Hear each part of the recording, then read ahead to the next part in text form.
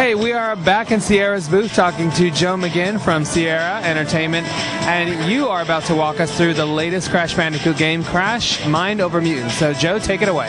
Well, this is like a free-roaming follow-up to last year's game, Crash of the Titans. The hook of the game is you can control every creature. Only this year, it's a free-roaming experience. You can take any creature anywhere in the world. And as you can see, the creatures themselves are now part of the platforming experience. It's not a beat 'em up. It's not just a beat 'em up anymore. So this is a part of the game world where the Rhino Roller is the only creature who can get through here. Crash's help. There's over 12 playable creatures in the game, each of which have their own special platforming abilities, as well as incredible combat powers. You can take any creature with you anywhere in the game. So you can put a creature in your pocket, and that allows you to take any creature anywhere in the game. So it really has incredible replayability. If you take different creatures at different parts of the game, you'll find new gameplay opportunities opening up that weren't there when you had someone else.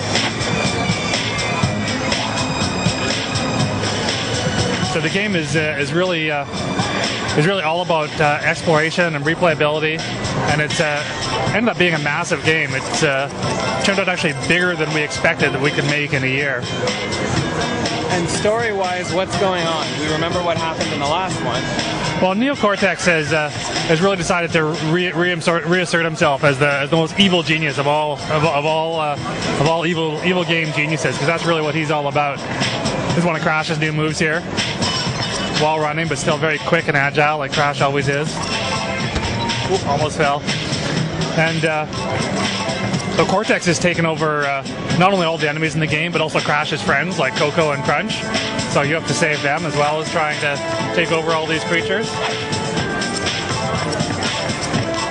He's even sent his niece Neo Cortex to evil public school. He's no longer willing to pay for the Madame Amberley's private evil school.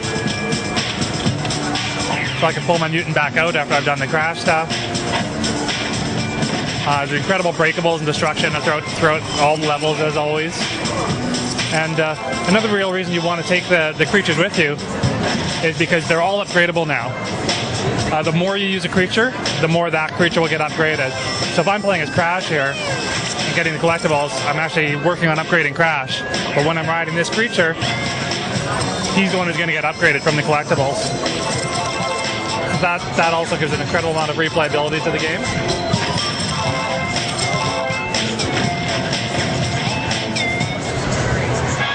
And so we're in an ice level right now. What kind of variety can we expect from the levels?